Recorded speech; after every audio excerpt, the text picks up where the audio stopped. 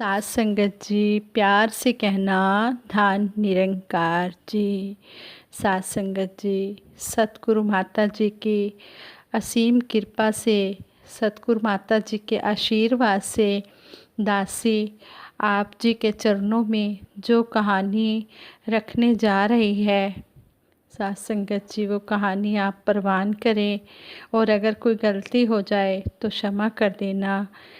इस कहानी में ये बताया गया है कि ये हर जगह सतगुरु निरंकार है, हर कण कण में है, हर जर्रे जर्रे में है, हर जीव के अंदर विद्यमान है। इसलिए हम सतगुरु निरंकार का अंश देखकर हर किसी की पूजा करें, हर किसी का सत्कार करें। दासी कहानी आप जी के चरणों में रख रही है। एक सेठ था, वह भगवान श्री कृष्ण जी का परम भगत था और लगातार भगवान श्री कृष्ण जी का जाप करता था और अपने दिल में भगवान श्री कृष्ण जी को बसाए रखता था। और वो हर रोज़ स्वादिष्ट पकवान बनाकर भगवान श्री कृष्ण जी के मंदिर में जाता था अपने कान्हा जी को भोग लगाने। घर से तो सेठ जी निकलते, पर रास्ते में ही उन्हें नींद आ जाती और उनके द्वारा बनाए हुए पकवान चोरी हो जाते।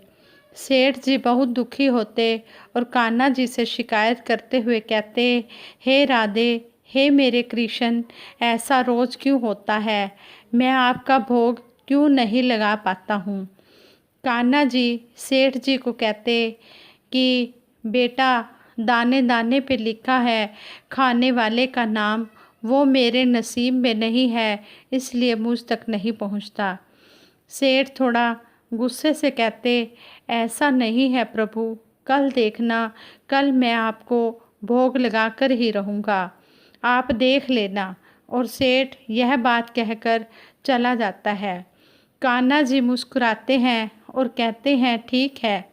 दूसरे दिन सुबह सुबह जल्दी नहा धोकर सेठ तैयार हो जाता है और अपनी पत्नी से 4 डिब्बे भरकर बढ़िया बढ़िया स्वादिष्ट पकवान बनवाता है और उसे लेकर मंदिर के लिए निकल पड़ता है।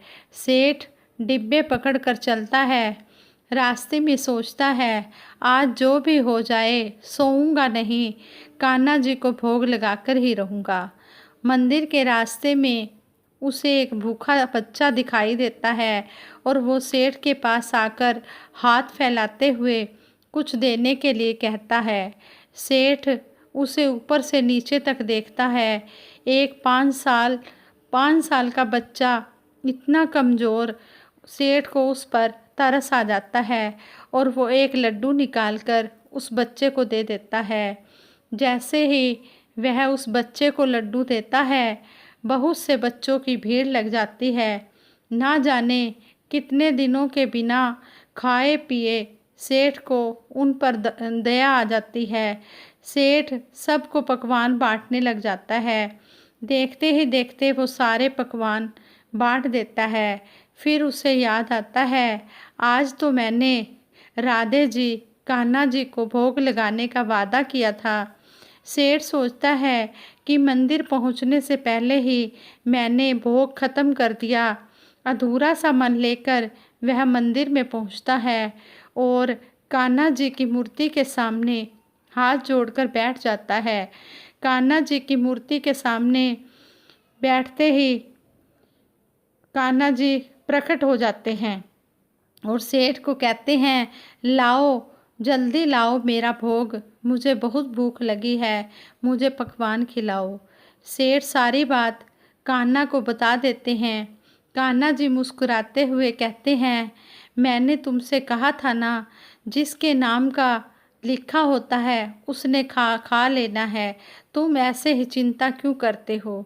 सेठ कहता है, प्रभु, मैंने बड़े अहंकार से कहा था आज आपको भोग अवश्य ही लगाऊंगा, पर मुझे उन बच्चों की दया करुणा देखी नहीं गई और मैं सब कुछ भूल गया।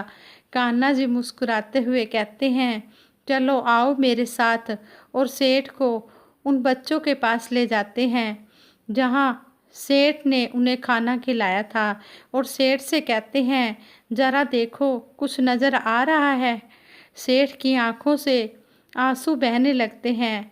स्वयं बांके बिहारी लाल उन भूखे बच्चों के बीच में खाने के लिए लड़ते नजर आते हैं।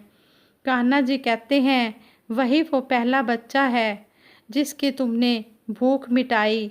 मैं हर जीव में हूँ, अलग अलग भेष में हूँ, अलग अलग कलाकारी में हूँ। अगर तुम्हें लगे कि मैं ये काम इसके लिए कर रहा था पर वो दूसरे के लिए हो जाए तो उसे मेरी ही इच्छा समझना, क्योंकि मैं तो हर एक में विद्यमान हूँ। बस दाने नसीब की जगह से खाता हूँ। जिस जिस जगह नसीब का दाना हो वहाँ पहुँच जाता है। फिर इसको तुम क्या कोई भी नहीं रोक सकता, क्योंकि नसीब का दाना नसीब वाले तक कैसे भी पहुँच ही जाता है। चाहे तुम उसे देना चाहो या ना देना चाहो, अगर उसके नसीब का है तो उसे ज़रूर मिलेगा। सेठ कान्हा जी के चरणों में गिर जाते हैं और कहते हैं, हे प्रभु, आपकी माया आप ही जानो। प्रभु मुस्कुराते हैं और कहते हैं, कल मेरा भोग मुझे ही देना, दूसरों को नहीं। प्रभु और भगत दोनों हंसने लगते हैं। साथ संगत जी, ये सतगुरु निरंकार का अंश देखकर हम हर किसी का आदर सत्कार करें, किसी को भी ना दुत्कारें, चाहे कोई संसारी है चाहे कोई निरंकारी है, क्योंकि सतगुरु ने तो हमें समझा ही दिया है, तेरा रूप है ये संसार सबदा भला करो करतार। जब हर एक सारे संसार में ये विराजमान है, इसी का रूप है, तो हम हर किसी का आदर सत्कार करते चले जाएं।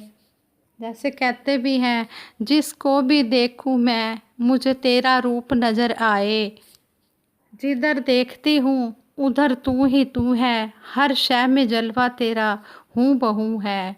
कि हे सच्चे पातशाह, हम जिधर भी देखते हैं हर जगह तेरा ही रूप नज़र आता है और तेरा ही रूप देखकर हम हर किसी की सेवा करें, सत्कार करें, आदर करें। यही हमें सतगुरु ने सिखाया है और सतगुरु की हम इस बात को मानते हुए अपने जीवन में इसको धारण करते हुए चले जाएं, कर्म रूप में ढालते हुए चले जाएं। जैसा मेरा सतगुरु चाहता है वैसे ही हम बन जाएं। यही सतगुरु माता जी के चरणों में अरदास है। सतगुरु माता जी, ये अरदास आप जी परवान करना। अगर दासी से कोई गलती हो गई हो तो बख्श लेना, आप बख्शनहार हो। साथ संगत माँ बख्शनहार होती है, सतगुरु दयालु बख्शनहार होता है। साथ संगत जी, प्यार से कहना, धन निरंकार जी।